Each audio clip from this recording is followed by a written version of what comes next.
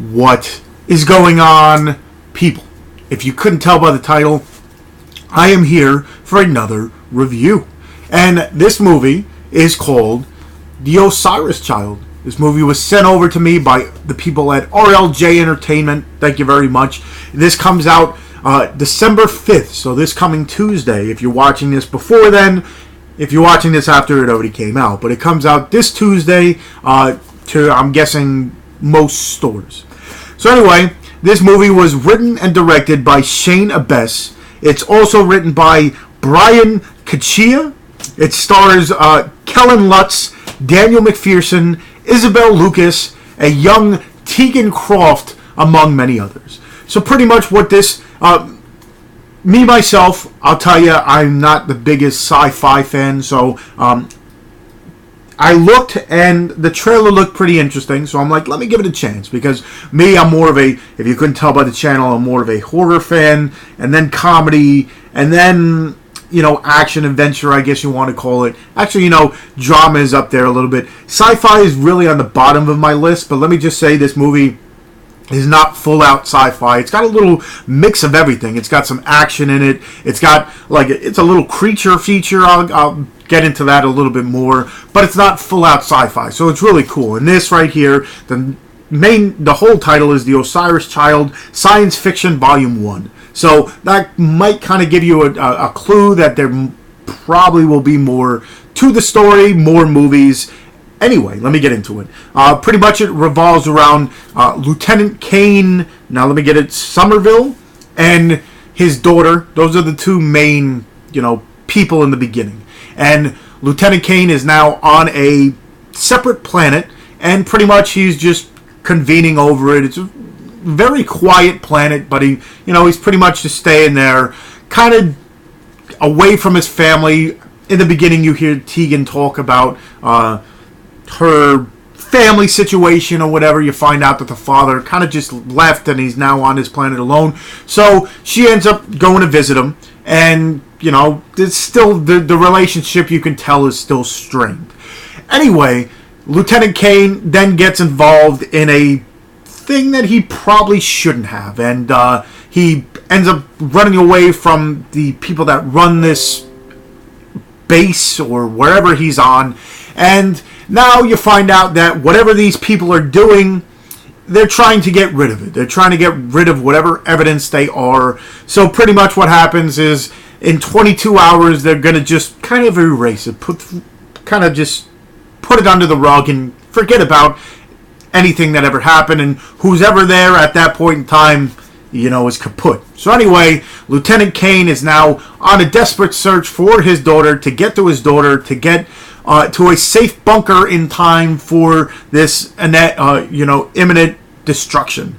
So anyway, he ends up running into a few different people. Isabel Lucas's character and her, at that point in time, I don't want to tell you what it is. It's an interesting partnership, I guess you want to call it.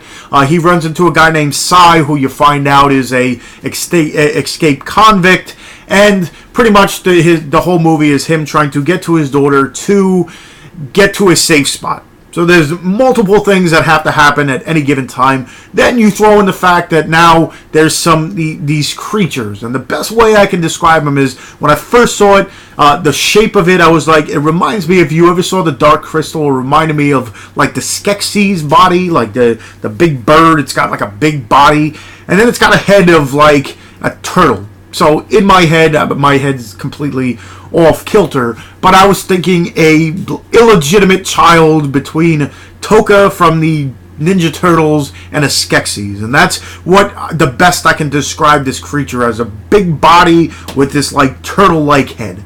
So anyway, everything that's going on now, you got these creatures that are, you know, making it impossible to not only get to his daughter, but then getting her to safety. So it's all over the place. That's why I think I like this a whole lot more than your typical just regular sci-fi type movie. The other thing that caught me too was the music of it. Right in the beginning, the music hit me. I was like, oh, I can dig this. So that kept me in it as well. You know, sometimes music throws you off, or they might not throw it in the right way, and it kind of just throws you off the movie. Well, this, I enjoyed the music throughout. Plus, the other thing I really did enjoy was the acting, especially, you know, children actors, sometimes you get it up or down. You know, they try, but it just doesn't come out right. Well, Tegan I enjoyed her acting very well. Plus, you kind of, I don't want to, no spoilers or anything, but towards the end of the movie, if there is a sequel, which I'm guessing because it is Volume 1, it kind of seems like it's going to be more geared towards her, so it's a good thing that, you know, she can keep up. Anyway, too, this is kind of like a book, I guess you want to call it, because it goes in chapters, and with this, it kind of jumps back and forth, but it's not difficult to, like, follow at all. It's pretty much, they kind of give you a little story, and then the second part, the little chapter cut, I guess you want to call it, kind of explains it a little bit more. And then it goes back to the story and then back to an explanation. So it's not very difficult to follow, but it does jump from story to story kind of deal.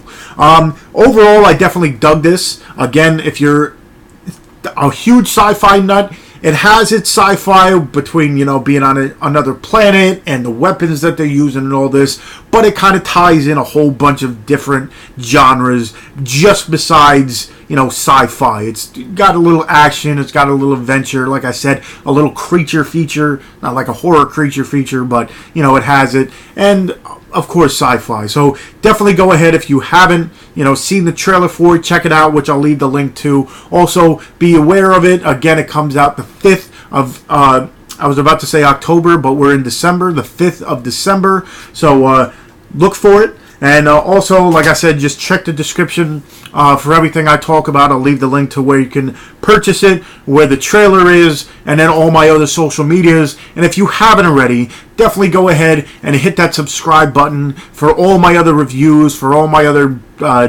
different videos I do on here. Also, check out all my other social medias. I got a Twitter, I got a Facebook fan page, I got an Instagram where I show off all my movies, which I do have to put in, you know, back in order. I got a whole bunch from Black Friday. Check that out. Also, Snapchat, which I hardly ever use. A Horror Amino. I got a Stardust app where it's more 3-second to 30-second reviews of movies, trailers, TV shows, the whole schmeal. And yeah, just check everything in the show notes. And I guess until next time, I'll see you.